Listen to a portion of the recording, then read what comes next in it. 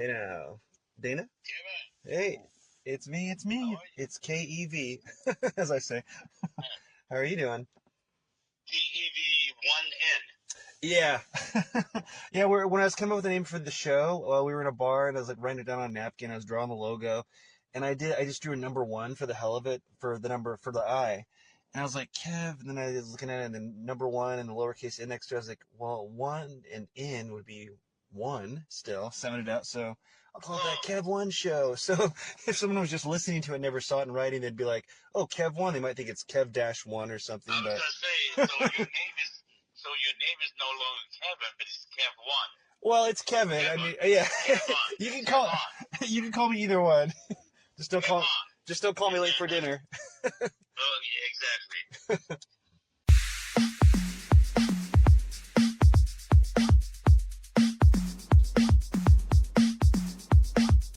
Well, you know my guest today from the current number one show on Max, Birds of Prey from DC Comics, Dr. Ken, 310 to Yuma, Nancy Drew, I Spy, Lethal Weapon 4, Rambo First Blood Part 2, Grey's Anatomy, Angel, The X-Files. I can go on and on and on. I mean, when I saw it today, I couldn't believe it. Married with Children, the A-Team, the original A-Team that is even. Jeez, so much more. It's my pleasure. Please welcome actor and writer Dana Lee. Welcome to the show. Oh, thank you.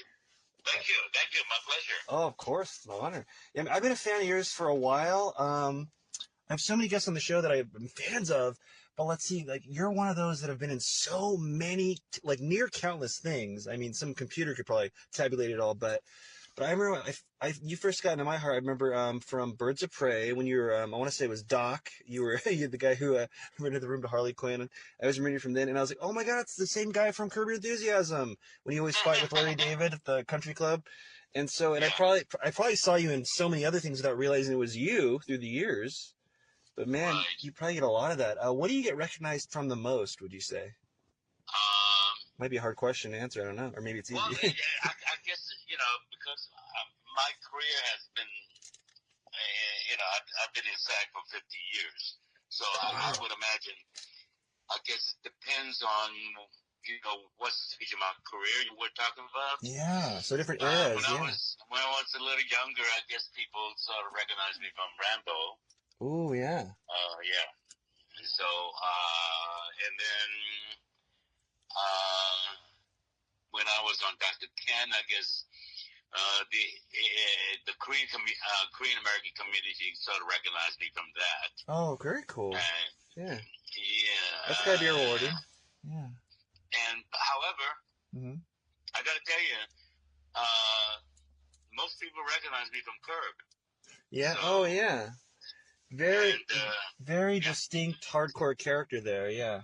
Oh, yeah, It's thank you. is it Thank you. It's Takahashi, isn't it? I want to say, or Yeah, Miss okay. I Takahashi, know right? something like that, but yeah. Oh Yeah, my god. yeah. In fact, I rewatched that episode last night. 'Cause, I mean, it was only like a week old. I think it's a new song, Disgruntled. That was so good. Are you Well, disgruntled? I have to tell you, people have told me that the first time I appeared as Takahashi was an episode called The Black Swan. Mm-hmm. And that's the episode where Larry, well, accidentally or intentionally killed my pet swan. And then I line all his friends up and interrogate them, right? Yeah. So a lot of people told me that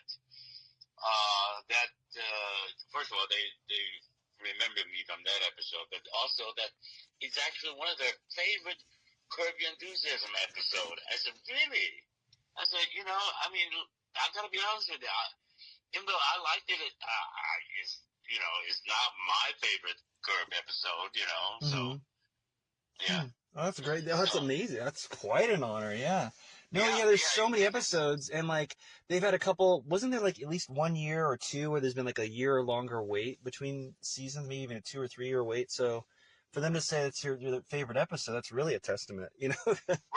Yeah. Well, I think there were a couple of times where there were a couple of years of hiatus between seasons. Yeah. There was at least one season break where I was like, oh, when it was coming, like, oh, it's coming. Because I think I thought subconsciously it must have been canceled or something, or that Larry just didn't want to do it anymore or something. And I was like, oh, it's back, So yeah. Yeah. Well, he thought about quitting a couple of times. Yeah.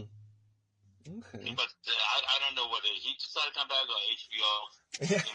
were asking to come back. He's the one that, If they gave him an offer he couldn't refuse, or if Exactly. Yeah, Yeah. I'm not sure of his deal. I mean, with Seinfeld and everything, I mean, he's got enough. I'm sure. I mean, deserved power when I say power, but I mean like that. He maybe just has his own choice to come back or not. Virtually, maybe in that lucky seat whenever he wants. But yeah, that's the final season now, so that's really exciting for you guys. Oh, Yeah, it's kind of sad too. yeah. Yeah. I love that show. I love being on that show. It's And I love the idea of improving. yeah. Because, I love it. I'm an improv artist myself. I studied with are you UCB, really? so yeah, Nice. I even did a improv in the nude. It was pixelated on TV, but for Operation Repo on True TV, and so no, I loved Curb for a long time. Yeah, oh, you guys are just so amazing, and so yeah, I mean, we've had more than a couple guests who have been on Curb, like Fred Melamed and stuff. And it was funny. He said he didn't know it was improv when he first got there. He's like, well, I didn't get my script Oh, really? yet. Yeah. He said he had a little piece of paper the size of like a fortune cookie with like what's gonna happen in the scene. Exactly. I mean, Yeah. you get the storyline, Yeah. and then you improv it. Yeah. Oh, that's amazing. Yeah. So I love that you love to do that. So that's cool. What's your unless it's too much, some actors don't like to say their method, but if you want to say, what's your preparation method before you go into the improv battle with Larry David? Well, I I've been in so many. It's different types of shows, and Mm-hmm. different type of shows you use different techniques. Okay. Sure. Well, with Larry, with the Curb Your Enthusiasm, you basically go. I mean, with me going in, I know that I'm going to be an antagonist and a thorn in Larry's side. Mm. So, and I just take whatever he does personally, and then it affects me. Okay, that's good. Yeah, so you just have that antagonistic energy no matter what. So you have the yes and Exactly. going, but it's yes and whatever he says, you're going to compound it with some other kind of, oh, I gotcha. Yeah. Yeah. Mr. Takahashi is the kind of guy who wants order. Yeah. He Oh doesn't like man. anything. Yeah, So, I'll say. and Larry's the opposite. He just doesn't want to follow rules and order and stuff. So I just told myself, you know what? Okay, all right. I'm gonna get this guy. Okay. Yeah. I'm But surprised you know what? Takahashi hasn't kicked him out yet. I mean, because geez. Well, I have tried many times. Oh yeah, yeah. But you also got to remember, Mm-hmm. Mr. Takahashi is first and foremost a businessman. I was gonna say, yeah. Okay, so Yeah. all his decision is going to be based on how is it going to affect my business. Yeah.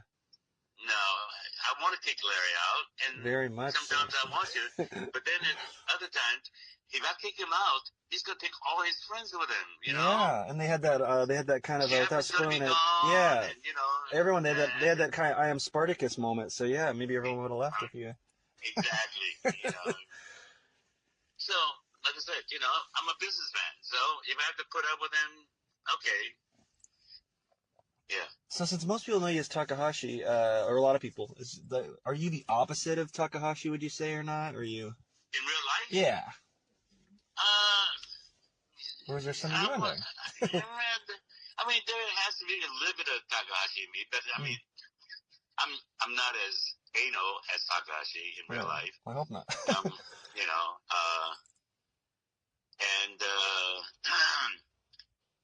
And certainly at home, I'm not Takahashi. I mean, my wife and my daughters rush out over me. Oh no, really? Yeah, they keep telling me, Dad, why'd you do that? Come on, Oh no, yeah. Oh, so you have two daughters, or how many? I have two, yeah. Oh, that's one great. still lives at home. One lives at home, and one comes over. I mean, she only lives about a mile away, number one. Two, she only works like half a mile away, too. So a lot of times she comes, after work, she comes here for dinner. Oh, cool. Yeah. And they always yell at me, Dad, you forgot to put this toilet seat down again. Oh my gosh. why can't you just lift it up? Yeah, You know? the age old question, which way is right? Yeah, I remember. Yeah, 'cause I remember. Yeah, through the ages, through the years, like it's always been like, oh, let's sit down. But then I saw, I don't know what it was. I don't think it was a curb, but it was some sitcom or something where someone says, Yeah, I know. well, But why don't the anyways, women lift yeah, it up? And it's like, yeah. oh, and then they start to wonder, should it be if there are more men in the house or women or what? But I don't know. Yeah, exactly. You're I mean, outranked though. It sounds like so. so I don't, I'm yeah, and they're not impressed. Oh no, with So all I your star mean, power. yeah, no, Oh no. yeah, nah. This sounds like it's own sitcom. Thank you. They're running roughshod over you. Yeah. That speaks to the whole with such an illustrious catalog of stuff in your resume. Like, do you have posters and memorabilia from all your movies and shows around the house, or Some, no? yeah, I have some, yeah. And they're not impressed by like whatever it is, a Rambo poster in the den, or a award here there. No. Oh man. They even says, why are you putting that here? Why are you hanging that up here? Oh my. It's distracting. It's distracting. Think you're a big shot, Dad? Or... Put it in your office. Why do you have it here? Put it in your office. Does your wife? I don't have room in my office. He's got all these other pictures. And I don't care. Don't put it here. So you're saying in your house you're not number one on the call sheet? I'm not number one on the call sheet. No. That's great. Oh yeah. Do you guys watch some of your work at all, or no? Are they just kind of into their own thing? Like, does your wife have a favorite project of yours? Or? No, they watch it. I mean, they're supportive, in many ways. But however, they don't say, "Oh, it's gonna be on it's at 10 tonight. Let's all get together and watch." Yeah. And they say, "You know what? Take it and we'll watch it later." Yeah, the world doesn't stop for it. Oh wow. Exactly. No. Wow, speaking of which, since you've been at the game for so long, and like technology is, that's amazing. And technology's changed so much, so insanely fast in that time. Wow, that the whole vibe of that has probably changed so much. Where maybe in like the 80s and 90s and before that, you were like, oh, I got to rush home for this. And I don't know if you were with your wife then or dating her or whatever. If you guys made it more like destination television or had to go to a premiere, and now you can just stream stuff and watch it all on your own. Exactly. Wow. Yeah, watch it whenever you feel like it. That is wild. It's like you've had many lifetimes as a TV star. Jeez. Well, I've seen a lot of changes, and certainly when I first got into the business,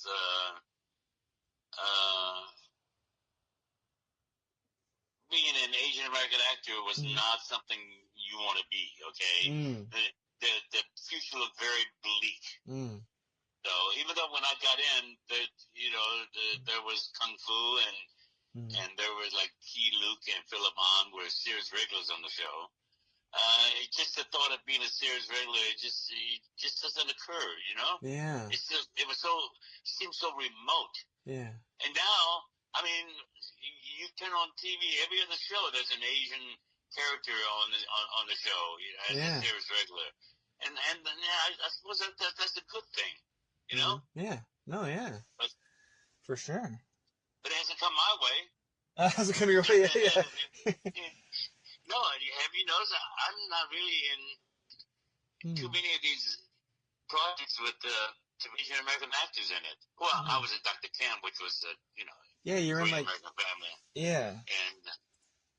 And I was in and dealing with Dad, which is about a Chinese American family. So, but other than that, most of my projects doesn't involve a lot of Asians in it. So, yeah. Yeah, you're like the odd man out kind of. Yeah, kind of. Yeah. Huh. Interesting. Huh. Yeah, well, you can call it interesting. I'm calling it kind of like, bewildering. Actually. Yeah. No. Yeah. Well, do you feel like there's right now more opportunities opening up for you personally, or do you feel like you're just kind of like, man, I'm still reaching for it. I'm still kind of fighting more than I should be, or? I think that there's a fallacy, the public thinking that just because you've been successful and project or whatever. Well, okay, let's put it this way. I mean, if people think if you're Tom Cruise or Yeah. Brad Pitt or Leonardo DiCaprio, that you don't have to worry about that in your next job, and yeah, they're wrong. Now, granted, if they don't ever work again, They're these probably guys all are going right. to be pretty well off. Yeah. But I'm just saying, most actors want to work. Mm-hmm. You know what I'm saying? And Yeah. the work is not guaranteed to anybody. Yeah. That's all I'm saying. Yeah. That's all I'm saying. Yeah. Yeah, I mean, especially when the strike happened, I know of one actor. I don't think he wants me to say his name, but he was on a huge hit Netflix show that I think it's coming back, but like he had to get a day job, just to make ends meet, because I mean, LA is so expensive. I mean, when I was living in Burbank, I mean, it felt like the walls were closing in all the time. You almost couldn't. So where you at now? I'm in Portland right now because my whole family lives in Portland, and like right before the COVID bubble, when it was like, well, this world's getting scarier. It's like, well, I guess I better get there for a little bit, hunker down in case who knows where it's headed. You were talking about you were good at improv and this. Did you ever try your hand at it? Oh, I guess you did, yeah, right? I studied at UCB on Franklin in Hollywood. Okay. Upright Citizens Brigade, and yeah. So, Yeah. I love improv. I think I've always been kind of doing it kind of naturally. Like if I had to say what my acting method, it's probably method and improv. When I say method, I mean method like, I don't know. I mean there's probably some, if I look into it, there's probably some level of it that I'm doing, but it's my own kind of method version. It's not like if I was playing the Joker, I wouldn't be like, sending people dead rats and stuff. Right. But I'd be internalizing it. I'd be, like I've played a real life murderer before, a guy that's serving death row. I did that for, but I didn't, I didn't go crazy. Yeah, I think that most people have the wrong idea what method acting is at its core. I'm saying, sure. Okay. And a lot of people think that you have to walk around as a character 24/7. Yeah, I think it's because people hear the horror stories of some people that take it so far. I think. No, you don't need to do that. No, I consider myself. It depends on the project, of course. I mean, I consider myself a method. I'm certainly with a method actor in Dealing with Dad. I don't know whether you've seen it. It's a nice little indie film. But anyways, I use method of that. But method doesn't mean you got to even if you do constantly, as that character 24/7, you don't have to see. I mean, every character, every person has many sides to them. Okay, that doesn't mean if you're playing a serial killer that you can't be nice. When you guys, Yeah. Do you know what I'm saying? No, totally. Yeah. So, look at it, it's a misconception of what method is, and So, anyways. Yeah. No. Yeah. Oh. Huh. And so, speaking of all that, and I know you've been at it for so long. How far back did you know, like in your heart, that you were an actor? Like I kind of knew when I was a kid before anyone asked, what do you want to be when you grow up? Like, how long have you known you were an actor? Was it just when you got into plays and stuff as a kid, or remember a moment? In high school. Yeah. Yeah. What got me into acting was that, I grew up in Houston, Texas. Oh. It's one of the very few Asian Americans and Chinese American in Houston growing up. I was very shy, I didn't feel like I fit in, and I grew up at a time when the World War II wasn't too far off. People who fought in World War II were still around, and the Korean War ended not too long ago. You know what I'm saying? Yeah. And rumor of the Vietnam War was coming on, so there was a lot of anti-Asian sentiment when I was growing up. Yeah. So I was withdrawn and shy, and and one day I decided, hey, maybe I should take a speech class to get me out of my shyness, and I went to the speech teacher.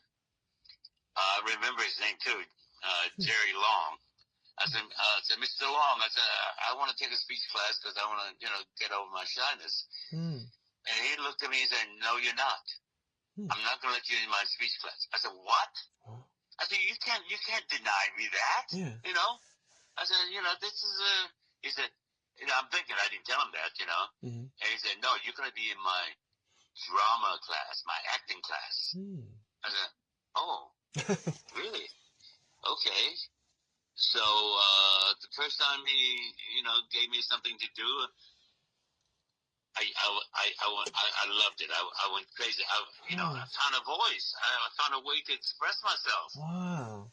Huh. You know. So it was like an outlet. It was like a wow. Huh. Yeah, and that's great.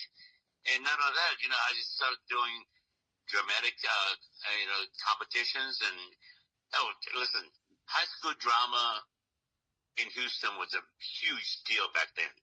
Okay, in the 60s. Okay, it's a huge deal. And there were competitions every weekend, and I would do it, Yeah. And I gotta tell you, one time I was doing a duet scene from Inherit the Wind. Ooh. Okay. Yeah. And after the competition, the judge came up to me and said, I think you have something going for you, but think about doing something like from The King and I said, oh, okay. I was so stupid, I went back and remember this, okay? Yeah. Just remember, this is in Houston, Texas, when you were still segregated. Oh, okay? Yeah. In the 60s, all right? I went to my coach, I said, oh, Mr. Long, that judge told me I should do something from The King and I. And you know what happened? What? He fucking blew up. He said, you're not going to do The King and I. You will do whatever I tell you to do. I said, oh, okay. I said, and remember, you're an actor. You can be anything you want. You don't have to do The King and I. And you know what, Kevin? That stuck with me to this day. That has always been my mantra. And I never had a second thought about auditioning when I was, younger and trying to audition for Shakespeare and this and that. Yeah. And in fact, one of my favorite things I ever done as an actor was to do Who's Afraid of Virginia Woolf in Singapore with my good friend Nancy Kwan. Oh my gosh! So, wow. Yeah. And so that stuck with me, and not only that, I have done many commercials where I was the only Asian person at the interview, and I've done a couple of them, So, yeah, I see myself first, as an actor, second, as an Asian American actor. And would you say that those interviews have gotten kind of like better on sets and stuff? Has it gotten better on sets nowadays, would you say, or is there like less? Well, listen, here's the thing. I have, in my career, of course, I started out, when I started out, there wasn't like a slew of Asian American actors you can choose from, right? So I play Japanese. I'm playing Japanese in Curb, right? I'm basically Chinese American, right? So I play Japanese, I play Korean, and Korean is in Dr. Ken. I play Thai, I play Filipinos, and then I play white characters in Shakespeare's, and like I said, Who's Afraid of Virginia Woolf. And it's kind of funny at times because even though there might be some slight difference between a Korean American and a Chinese American, look, if there's no language involved, I don't think it should matter, Yeah. Did you get much flack in the Asian community for like playing Japanese or playing Thai? If they're like, hey, you're not Japanese. I have never done it. Never. Oh, good. Never. Yeah. Yeah. So that's a good thing. No, yeah. Yeah. Most definitely. Huh. What would you say is like one of your most like rewarding roles, just for any reason? Like, was there one that you're like, wow, that really? Well, I guess it depends on what do you mean by rewarding. Like maybe Okay. for whatever reason, like you go back to like in a dark moment in life at all, and maybe you just like I've done this, or you just remember like the vibe of this, or a fan saying something to you, or Well, I did the jobs that I'm most appreciative of because for different reasons. One, I guess I'll always remember Rambo because it sort of put me on the map. yeah, And it's such a before then, huge film, such a it's a huge film, gigantic film back then, and especially. I started working a little bit after that. Then of course, like all actors' career, they kind of slow down after a Mhm. while. And then I guess Dr. Ken is another favorite character, favorite show I like because my character was so well rounded, you know. Mhm. I, and a lot of people told me that that character broke so many stereotypes Mm. and opened so many doors. One, I was playing in senior citizen, playing Ken's dad, right? Yeah. Yeah, I had a I, I had a girlfriend and all that. We talked about my character talked about divorce from the wife. And, I Uh, mean, it was so full. This character was so yeah. full. It was so Yeah, real, especially for a comedy too. exactly. Yeah. Yeah, and Curb, of course, is another job that I really like because it's such a it's such a distinctive role that people Mm. remember me. And people didn't even realize, with these 3 episodes that I'm doing this season, right? Mhm. Oh, did you? All these years, Yeah. all these years, I've only done 8 episodes Wow. as Takahashi, and Huh. people remember me from. Hey, like I said, they haven't even seen 8 yet. This is 7. Okay, Yeah. yeah. Oh my So, god. and the other thing is the other job. Well, two other jobs. One, it's a commercial I did for Mountain Dew that Hmm. they took me all the way to China to do. Oh my god.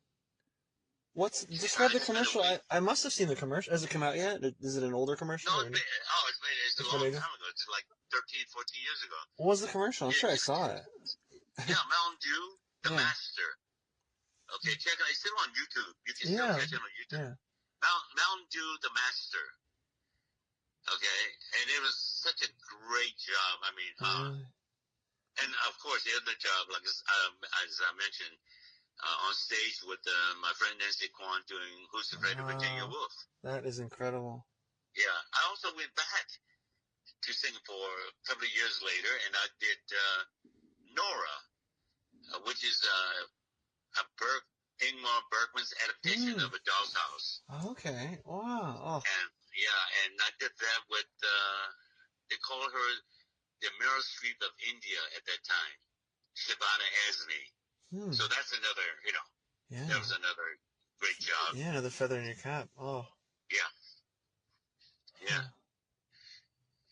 Huh. Oh, So those are, I gotta tell you, I tell people I haven't made a ton of money in this business, even though, hey, don't get me wrong, I'm not yeah. complaining. No. Yeah. No. Yeah. I've done a lot better than a lot of people in this business, okay? Yeah. But still, it's not like it made me a millionaire or Yeah. whatever. But I have to tell you, I have traveled. I have so many fond memories of working with so many good people, and I've traveled the world working. Yeah. I shot a movie in Belarus. Oh. I went to Jamaica, Acapulco, Korea, Singapore, China. So listen. I've had a good time. Yeah. Yeah. And so a lot of those places you probably were a lot of those places you went for the first time that maybe were on your list, and you're like, wow, I'm going there and I'm getting paid to act. Exactly. Oh. Exactly. Well, except for Hawaii, which I've been to. Oh yeah. Before I worked there. I still gotta go to Hawaii. Yeah, I still gotta go. Exactly. I worked Hawaii like 5 times. So. Well, you unless I'm mistaken, I know you did at least one of the versions. Didn't you do Hawaii 5-0 both, like back then, the original Both, and the new one. exactly. Isn't that incredible? Both versions. That's Both versions. incredible. Yeah. Yeah. No, isn't it? Yeah. Did you say that to people when you're there? You're like, it's kind of my house, guys. Yeah. Exactly. Oh my gosh, that's incredible.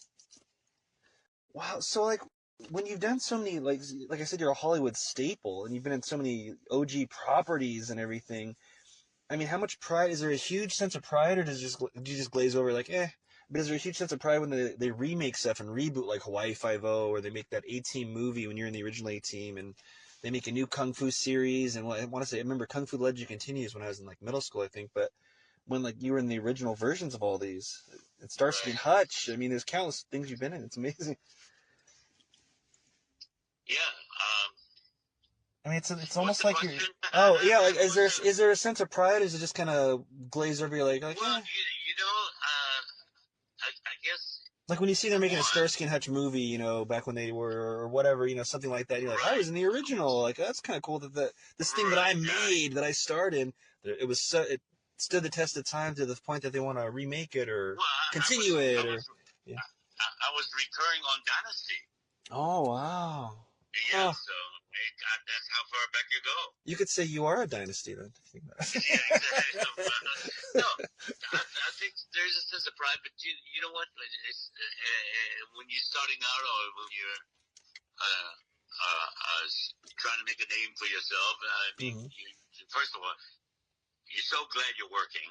You're so, Yeah. you're grateful that you got a job. Mm-hmm. Yeah. And, No, yeah. And, I was lucky because in the beginning, even though I didn't work a lot, but I was thankful to Stephen Cannell, who put me in every one of his shows. But what? They can only use you once. Yeah. Okay. So when he had like 13 shows over the years, you got maybe 10 jobs. You know what I'm saying? So it's not like you're gonna get rich over that. But still, I was grateful that I did a lot of the Stephen Cannell shows. Yeah, you're having me kind of like not sad, but I'm kind of like somber. Like I remember that I'm missing that what do you call it? The production credit at the end of the show where he pulled out on the typewriter. It shows a graphic of him pulling out the paper and it turns into this. I remember that. Yeah, it's kind of like a staple of quality. Yeah, and then there were a few producers who used to work with him that kind of shot off, and I did a couple of jobs with them too. So what is is Canal Studio still a thing, or is that what has that evolved into now? I'm not exactly. It's gone. First of all, it kind of like went away when he passed away. So, okay. But there were few producers who did shows who worked with Canal, and then they got their own shows and stuff. I think the Renegade was one. Oh yeah. Remind me. I'm trying to remember. I remember he had like a leather vest, and he had like a Native American like best friend partner, and my friend Brasco. Is it Lorenzo Lamas? Oh, cool. Oh yeah. Fernando Lamas. That was like. I remember that being cool because I was like grade school or middle school because it was in syndication. I remember watching that. Yeah. Yeah, they were on bikes. Yeah. Yeah. Well, what'd you do on Renegade? Remind me, or I'm sure some of the fans that are going to be emailing me saying, "How dare you?" But what'd you do on Renegade again? Yeah. Of course, I was playing a gangster. Oh, okay. Yeah, head of a Chinese mafia or whatever. Now, when you got that type of role, and I'm sure you enjoyed it all, but sometimes you're like, "Oh, this again," or were you just it pays the bills. Yeah, it pays the bills. I was gonna say, were you just thankful that Well, you gotta remember, back in those days, if you're Asian American, you either play a gangster or you're gonna play. If it's comedy, you're the butt of the joke. Yeah.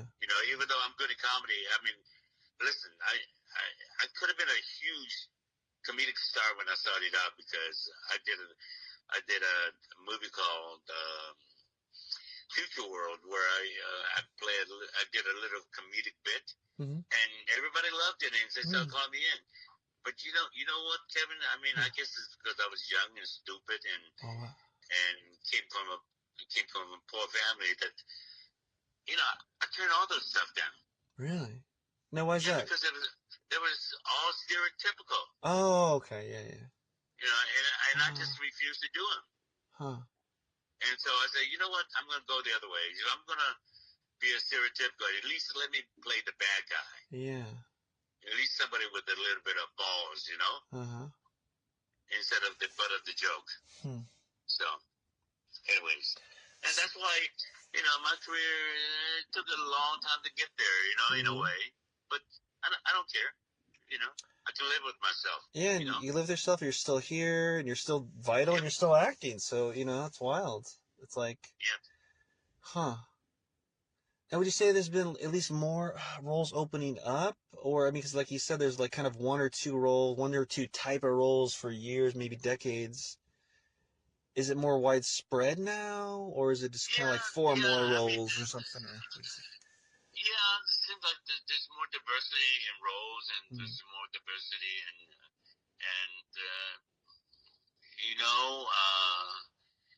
I guess that's a good thing, Yeah. Even though some of the projects I've seen,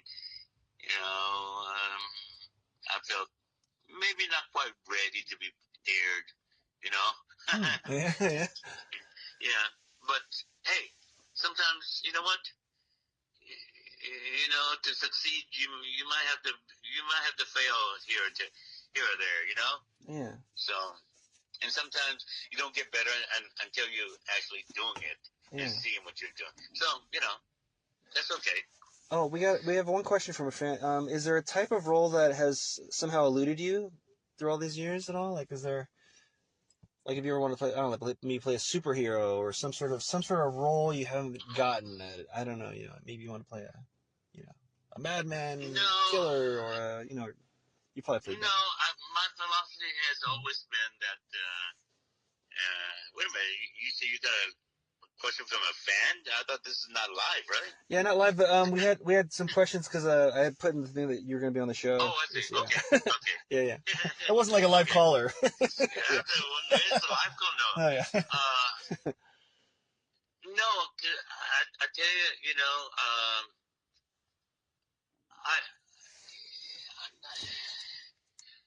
I guess in some ways, I guess, after doing Dr. Ken, I guess pretty much, I pretty much have done it, in terms of, because my thing has always been, I don't care what character I'm playing, as long as I can play a character that's full-fledged, you know what I'm saying? Mm-hmm. Yeah. And, and as long as it's not a stereotypical role or easy comedy. Do you know what I'm saying? Yeah. As long as it's not a ching chong part or this and that. And I don't,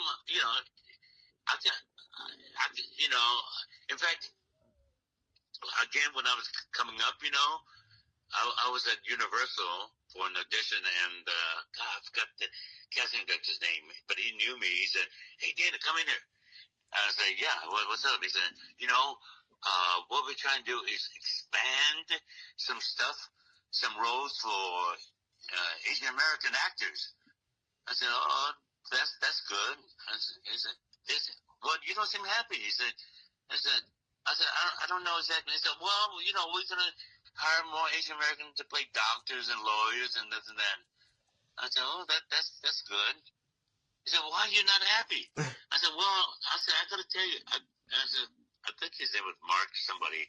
I said, "Look, for me, it's never been about what you call the character or what the character's job is. Whether he's a doctor, lawyer, or groceryman, or even a laundryman, I said, as long as the character is a full human being, I want to do that. I'd rather play a laundryman who has a life, and you can see his ups and downs, and see every facet of his life, than a doctor who comes in and say, "Oh, I'm sorry, your son is dead," and that's it. You know what I'm saying? Yeah. No. Yeah. Because or it's some, real. It's real world. It's a real thing. exactly. Not just some game show host essentially just saying some dramatic line. Yeah. Yeah, Oh yeah. exactly. So yeah, for me, it's always been about playing a full-fledged character. Awesome. Yeah. And sometimes, we don't have that opportunity, and that's the way this business is, Mm-hmm. Huh. Wow. Yeah, I think I remember. What was it? I think it might have been something with Michael J. Fox or something. I don't know, but I remember as a little kid, I was already into acting, doing plays. I remember I saw someone in the background. An actor was like really straight up still acting. He wasn't the focal point. They were talking about something in the foreground, and I was like, yeah. wow. And the guy was just making it so real. I was like, yeah, it just kind of reinforced me wanting to be an actor. Stuff like that. Yeah. Wow. Are there any projects coming up that fans might not know about that you want to shed some light on? Couple of things. One, I've done some photo shoot for this golf company called Malbon. They make clothing for golfers. That's a tie-in to Curb Your Enthusiasm. Apparently, I didn't know this until they called me up and said, "Can you model some clothes for us?" Apparently, Curb Your Enthusiasm used a lot of their clothes on the show. Real time. I think it just meant like a segue to it. Oh wow, it was a real time. Yeah. Oh wow. So I did one shoot for them already, but that line is sold out, so now you can't even get it. Oh. But they're coming up with the second line. Wow. I'm supposed to do that sometime the end of this month or April. Wow. Okay, and the other thing is I shot a movie about a year and a half ago called Rebel Ridge, starring Aaron Pierre. Oh. Is it a Western or? No. Oh, well, Rebel Ridge. No. It sounds Western. Yeah, it does. That sounds like it. Yeah. But it's modern day. But it takes place in Louisiana, and the girl in it is Anna Marie Robb. So I guess I have a sort of a cameo role. I guess there's quite a few cameos in here. Don Johnson's one, another, and James Cromwell's another one. So I think Yeah. And I just did some ADR work for it. I shot a year and a half ago, but I guess it's coming out soon. Isn't it wild how that works? It's so funny, and it's so funny when like something you make, it comes out real soon, and like then something else that you did 4 years prior is then coming out. You're like, wait, okay. Yeah. Well, that's the business, Yeah, no, totally. Yeah, but I really want your audience to check out Dealing with Dad. Okay, that's sure. a short little indie that it's a really nice film.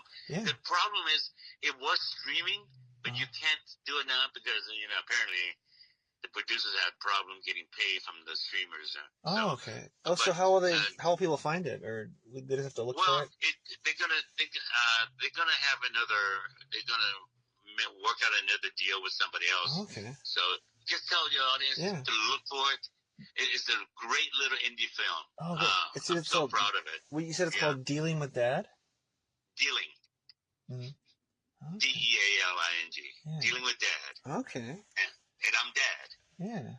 So sure. my kids have to deal with me. Yeah. Okay, no, definitely. I wonder if, I'll try to search for that tonight even myself. And, what? I'll search for that myself too. Maybe put it on the screen when we put it, the YouTube version of the show too, and update. Yeah, look for it. It was streaming, but they took it off. Like I said, because the producers weren't getting paid, and they know they were getting a lot of views on it. A lot of views. And it has won so many awards on the circuit, on the festival circuit. It's incredible. Yeah. Don't you love seeing your work with an audience? I always love when I get to go to the theater and see something like the Independent Awards. No, I'm always afraid of what the response going to be. So you're afraid you don't want to go in case it's bad. Okay. Yeah. Well, no, for this I had to go a couple of times. Speaking of Portland, we were at at a festival in Eugene, Oregon. Oh, cool. Yeah, and there was a great response there. So. Awesome. For Dealing with Dad or a different film? for dealing with that. Wow, Yeah. very cool. Well, proud of you for Yeah. that. And I went to one screening for a film we did. It was one of those 48-hour film festivals where you make the film really quick and everything, and and I went to, and I thought I was just screening there, and I didn't know they were doing like an awards thing toward the end of it, and we won some awards. Like, oh, cool! I would have dressed up more if I knew. I thought I was just going to see it on the screen, people. Yeah. Yeah, I think it was at some festival in Michigan where I won Best Supporting Actor for the thing. Mm-hmm. The girl who plays my daughter won Best Actress. Oh, very cool. And the movie itself won Best Ensemble too. So, oh. Yeah, and great little film. Oh. And it's funny and it's touching. Funny and touching. Oh, very cool. That's what you want from a film, right? Yeah. No. Yeah. Yeah. By and large, yeah. I mean, sometimes a little action piece is fun and all, but yeah, you definitely want to be touched, and yeah. Mm-hmm. I feel like if a movie's not affecting you, I mean, come on, it should be. You got to be getting something from your. For me, because it's like it's like a release when you watch film or TV. It's like you really should be getting something from it, almost like learning from something. But yeah, oh, well, yeah, we've taken up a lot of your time. But before you go, I wanted to talk about Richard Lewis a little bit, who we talked about a little bit before we went on the air here. But man, one of the nicest guys I ever worked with. Oh, I'm so glad to hear that because he was such a comedic legend. I didn't know him personally, but oh. And you worked with him. The first time I worked with him, right? He was obviously it was on Curb, right? Yeah. He came up to me, apparently, and he said, "I mean, this is Richard Lewis, one of the comedic icons, right?" Yeah. Oh, yeah. He came up to me and he said, "Dana, you're so funny. You're so funny. I'm a huge fan of yours." I said, "What? Oh my God, that's awesome. You're a huge fan of me? Wow. What? No, I'm a huge fan of yours, okay?" And, did you say that to him too, just like that? Yeah, that's it. No, it doesn't work that way, Richard. Oh my God, that's incredible. It doesn't work that way, Richard. It doesn't work that way. What was the movie where he was like? Because I remember so many of his movies, but there's one I just remember. It's gonna sound like a weird memory. But like I remember it was a VHS and it was wrapped in plastic in my house, and we just had it in the house forever. And I didn't know who it was or to unwrap it, but I remember seeing it on TV here and there. It was with Louis Anderson. I think there were a bunch of mental patients on a field trip or something, or they escaped. Oh yeah, I don't think I saw that movie. Yeah. The thing is, I used to watch him do his stand up a lot. Mm-hmm. Yeah, that was it. He was always self-effacing. His jokes always, yeah. Oh, man, yeah. He was always just cool. He always had the long hair, and he was always, yeah. Yeah. I'm going to miss that guy. Well, I don't know if now that the season's over, I don't know if I would work with him again anyway, so, Yeah. Yeah, I mean, I want to say, oh, man, I didn't rewatch it. I watched it for the first time. I might have rewatched it a day or two ago when it was in the news how he passed, but it was just so crazy that I might be mistaken, it might not be his last thing, but it was his last episode, where he's on that golf cart, at Takahashi's golf course. He's talking to Larry David, saying to Larry David's character named Larry David, that, oh, you're in my will. No, I don't want it. I don't want it. I don't fuck you. Oh. Isn't that weird? Yeah.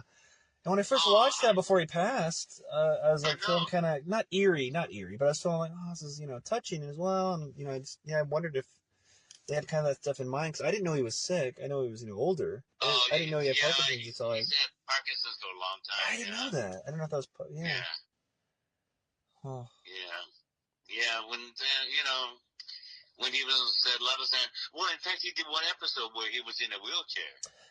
Yeah. Remember he was doing a play?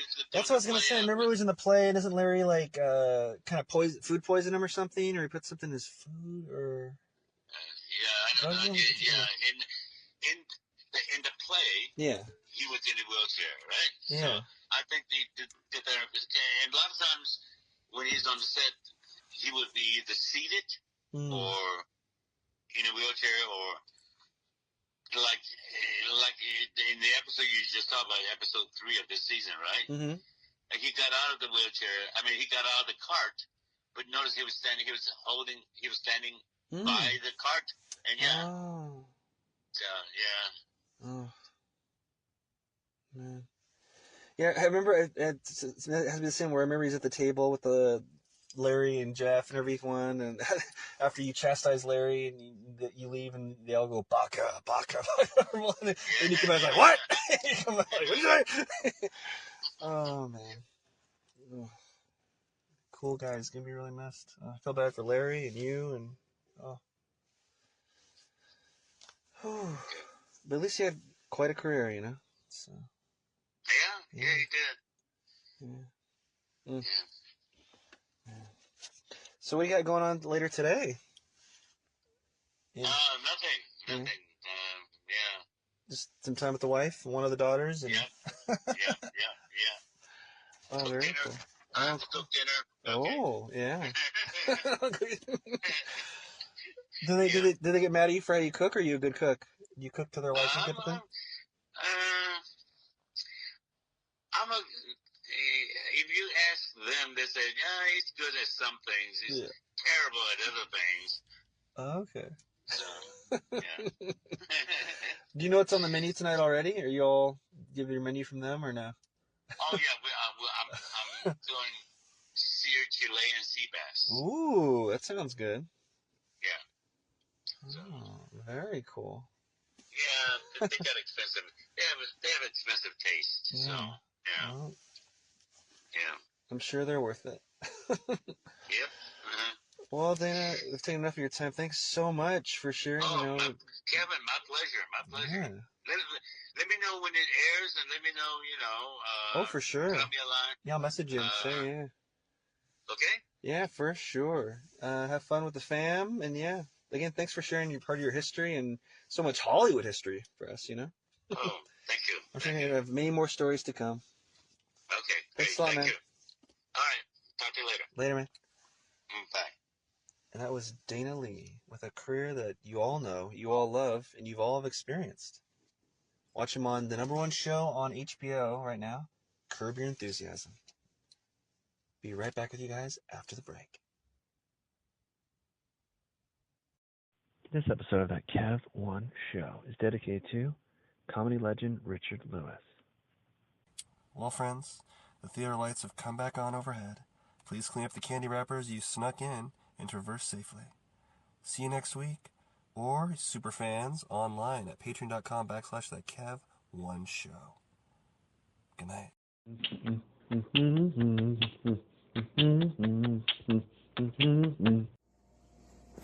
This portion of that Kev One Show is supported by Bohemian Dream Gifts, made with organic and natural oils that nourish and hydrate your skin. Man, I don't know if it's the weather outside or the gym that was killing my skin, because my right elbow on the, it itched like the Dickens, like I was becoming like the lizard from Marvel Comics. I think it's that machine where you put your elbow in and do the lifts, for the bicep. But I was itching my skin like crazy during, well, I won't say who because I don't want them associated with rough skin, with one of our guests here in the near future here. But my right elbow was getting ashy and coming up, getting red and irritated. Anyway, I used some of the promotional cookie dough body oil from Bohemian Dream Gifts that they gave us, and my skin, I'm not kidding, came back. I can vouch for that one. The cookie dough oil body oil, the cookie dough body oil brought my skin back to life like an Evanescence song. I'm not kidding. My skin is smooth and happy again. 100%. You can buy cookie dough oil on Etsy at the Bohemian Dream Gifts shop. Check out their other stuff as well, but that's one that I swear by now. And as soon as my promotional one runs out, I'm going to order some myself. So go to Etsy and visit the Bohemian Dream Gifts shop today. What's better than your favorite talk show? Well, maybe homemade delicious food, cold beer, or a drink of your choosing in a comfortable atmosphere. Well, look no further than the Boulevard Tap House for the world-famous fish and chips, seafood, all-around delicious menu with pizza, all kinds of food, wings, steak bites, anything you can imagine when you want to watch the big game or catch some live jazz if you pick the right night. Open 7 days a week. Go to boulevardtaphouse.com right now. I like to go to their Terwilliger Curve location. That's the home location. not only their fish and chips, and they knew that they always used to give me Caesar chicken salad and wine. They kind of made jokes and made fun of me of that. My favorite food there now might just be the brand new Mark Heaven. That's a margarita pizza named after me. Don't know if they did it because I'm Italian or what, but I had it, and it is delicious and, dare I say, nutritious. Anyway, friends, go on in, have a great time. When you're there, you truly are family. No cap. Enjoy the Boulevard Tap House today.